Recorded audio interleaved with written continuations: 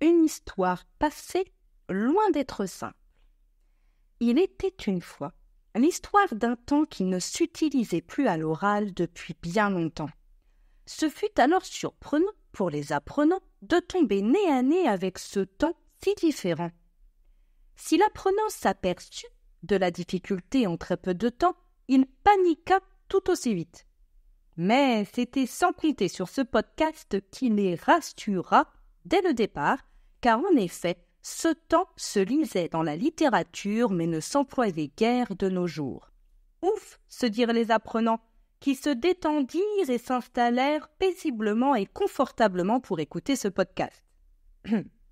Oui, quand les apprenants surent que ce temps du passé ne s'utilisait qu'à l'écrit, et principalement dans des textes narratifs, contes, récits, biographies, presse, ils parurent plus détendus. Et je dis bien parurent plutôt que furent, étant donné que je parle d'apprenants aguerris qui ne se laissent plus berner par une apparente simplicité de la langue française. Cela dit, les moments simples dans leur apprentissage semblaient si peu que quand on leur dit qu'ils n'étaient presque plus utilisés dans les romans de nos jours, sauf choix de l'auteur, ils crièrent victoire et partirent célébrer la nouvelle. Une petite seconde.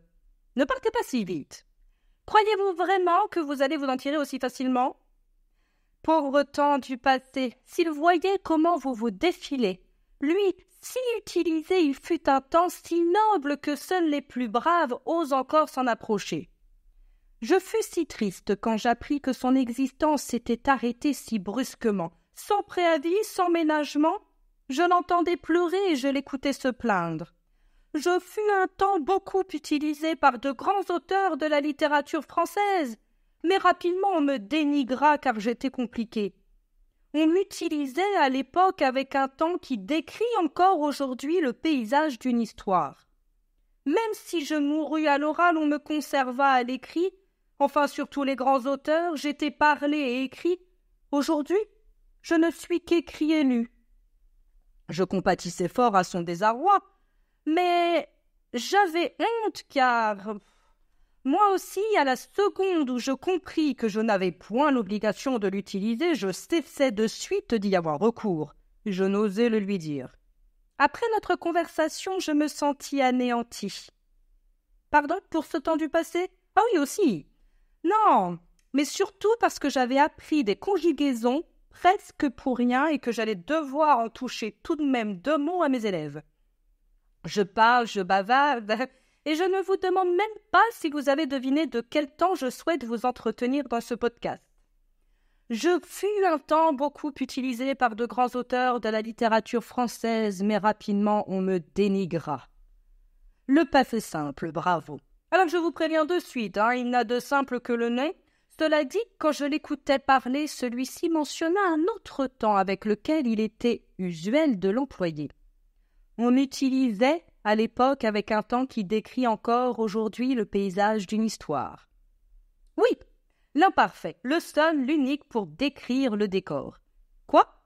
Vous pensiez vous en être débarrassé après le podcast sur les 3 temps? Que nenni! Il se marie également très bien avec le passé simple. Ah, trêve de plaisanterie. Parlez peu mais parlez bien. Entrons dans la dite simplicité du passé simple et commençons par le pas formé. Les verbes du premier groupe, comme d'habitude, retirer ER et ajouter les terminaisons AIAS, A accent circonflexe MES, A accent circonflexe TES et RE accent grave RENT. Prenons l'exemple de paniquer. Je paniquais, tu paniquas, elle paniqua, nous paniquâmes, vous paniquâtes, ils paniquèrent. Oui. En plus d'être original, il est agréable à l'oreille. Ou pas, hein. Allez, les verbes du deuxième groupe, retirer IR et ajouter les terminaisons IS, IS, IT, I accent circonflexe MES, I accent circonflexe TES et IR. Prenons l'exemple de pâlir devant le passé simple. Je pâlis, tu pâlis, il pâlit, nous pâlîmes, vous pâlîtes, ils pâlirent. Et enfin, les verbes du troisième groupe qui se terminent par IR, OIR, OIR, ERE, faites-vous plaisir. Les terminaisons sont IS, IS, IT, IM, IT, IR, ou bien US, US, UT, U accent circonflexe MES, U accent circonflexe TES, UR. Oui, l'avantage avec le troisième groupe, c'est qu'il est constant. Il est compliqué à tous les temps et tous les modes. Voyez un peu par vous-même. Croire. Je crus, tu crus, elle crut. Nous crûmes, vous crûtes, elles crurent. Prendre. Je pris, tu pris, il prit. Nous prîmes, vous prîtes, ils prirent. Et enfin, n'oublions pas les éternels verbes auxiliaires, avoir et être, éternellement curieux. Avoir. J'eus, tu eus, elle eut. Nous eûmes, vous eûtes, ils eurent. Et être. Je fus, tu fus, il fut. Nous fûmes, vous fûtes, ils furent. Quand la professeure s'attarda sur le visage ahuri de ses élèves, elle prit peur de les avoir traumatisés à jamais. Elle s'empressa donc de les rassurer en leur rappelant que le passé simple ne se voyait plus que dans des œuvres littéraires. Même les auteurs de nos jours l'utilisaient de moins en moins. Mais, oui, le passé simple n'échappait guère au fameux « mais » atemporel de la grammaire française. La professeure se sentit obligée d'ajouter un détail. Parfois, le passé simple sort de nos bouches car nous voulons ajouter une pointe d'ironie ou de sarcasme. J'ai écouté un podcast sur l'accord du participe passé en français. Ce fut passionnant. Ou encore, j'ai écouté un podcast de 20 minutes sur l'accord du participe passé en français. Ce fut court. Ou alors, pour donner un ton épique ou noble à un événement, les élèves vinrent à bout du passé simple. Dites, arrêtez de vous plaindre, sinon je lance une alerte. Ah, vous l'aurez voulu. Attention, alerte. Nous avons perdu les verbes réguliers à vie de recherche. Et oui, mauvaise nouvelle, il va falloir faire attention car il y a beaucoup de verbes irréguliers. Écoutez, venir, je vins. Lire, je lus. Dire, je dis, comme au présent. Faire, je fis. Vivre, je vécus. Naître, je naquis. Voir, je vis. S'asseoir, je m'assis. Recevoir, je reçus. Soyez vaillants, mes chers, vous aurez besoin de redoubler de patience. Ayant un peu de compassion pour vous, permettez-moi de vous donner une petite astuce, ça me fait plaisir. Le choix de la terminaison en U ou I peut être facilité en passant par le participe passé du verbe. Oui, encore ce bougre. Le participe passé de recevoir est reçu. Son passé simple, je reçus. Bon, ça marche pas pour voir ou faire ou mourir ou... À ce moment, mes élèves comprirent que les exceptions n'avaient point disparu contrairement au passé simple. Rassurez-vous, le plus important est de les reconnaître et de les comprendre dans votre lecture. Voyant mes élèves au bout du rouleau, je décidai de tout récapituler car même moi, je trouvais ça compliqué.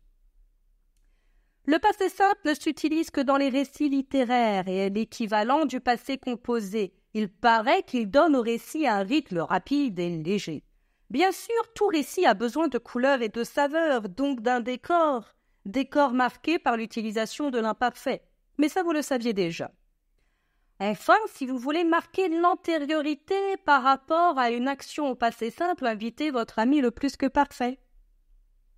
Après ce récapitulatif, la prof comprit que les élèves étaient sur le point de capituler. Elle vit qu'ils avaient perdu leur foi en la grammaire française.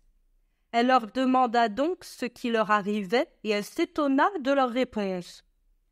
Dans cette phrase, je décidai de tout récapituler car même moi je trouvais ça compliqué. Les élèves ne comprenaient pas pourquoi il y avait deux passés simples, alors que le deuxième verbe exprimait clairement une opinion, un sentiment. Il devait se conjuguer à l'imparfait. Interdite, la prof resta admirative devant autant d'attention et de perspicacité.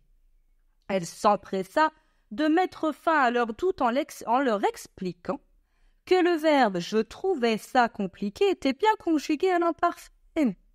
Seulement, le passé simple et l'imparfait d'un verbe du premier groupe conjugué à « je » avaient la même prononciation, mais pas exactement la même orthographe.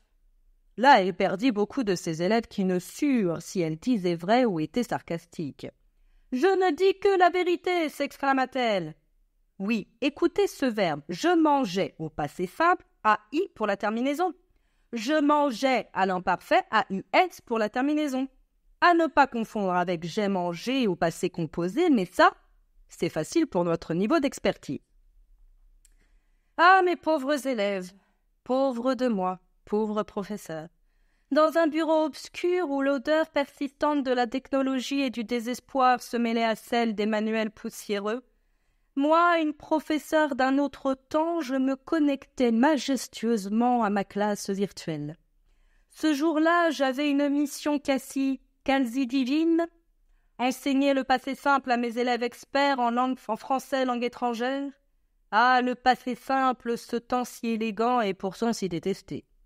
En commençant mon cours, je déclarais d'une voix solennelle, adaptée à la situation.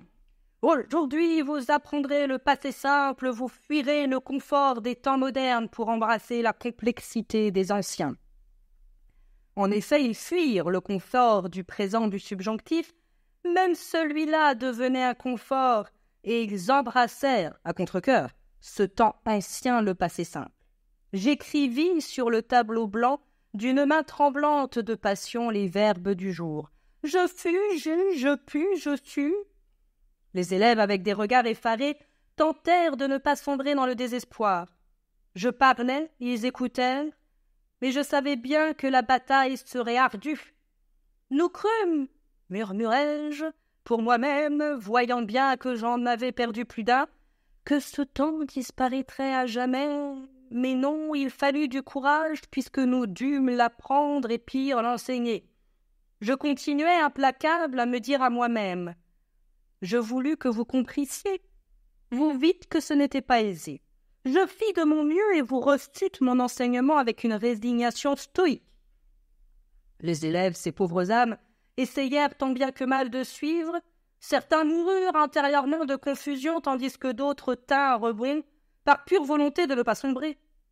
Je vins à vous avec espoir, poursuivis-je, mais vous dites que c'était trop difficile. C'est alors que je rentrais chez moi, j'allais chercher un document d'un traitement de texte, je me mis à écrire un podcast. J'écrivis un texte et je partis chercher un micro, je m'enregistrais, j'expliquais le passé simple, je pensais à vous. Même vous pensâtes que cela aiderait peut-être. Je nageais dans un océan de conjugaison et vous attendîtes des miracles. Voyant les oreilles vides de mes élèves, je leur donnais du répit et je commençai à écrire cette histoire désespérée. Mes élèves souffrirent, d'autant plus, mais je leur promis un tableau récapitulatif. À la fin de mon podcast, je peignis des tableaux mentaux des verbes, espérant que cela rendrait l'apprentissage plus agréable. Je me souvins de mon propre apprentissage du passé simple et des autres temps qui venaient avec lui. Je courus à travers les livres à la recherche d'une simplicité réelle. Vous vainquîtes petit à petit la complexité du passé simple. Grâce à moi, grâce à votre bravoure et au temps, nous vécûmes ensemble ces moments difficiles. Enfin, le jour de la vérité arriva. Aviez-vous tout compris? Je distribuais, le cœur battant, les copies. Je lus les questions avec soin et vous y répondîtes avec autant de courage que possible. Certains s'inscrivirent dans les annales des succès, d'autres lurent leurs erreurs avec déception. À la fin de la journée, épuisée mais triomphante, je déclarais « Vous crûtes en vous-même et malgré les difficultés, vous vécûtes pour raconter cette histoire. » Et c'est ainsi qu'une fois le podcast écouté et les activités faites et assimilées, le passé simple devint une légende, une épopée mémorable racontée avec fierté, ou du moins avec beaucoup de sarcasme. Vous vîntes, vous vîtes, et vous partîtes, content d'apprendre son existence, mais convaincu que vous ne l'utiliseriez pas tous les jours.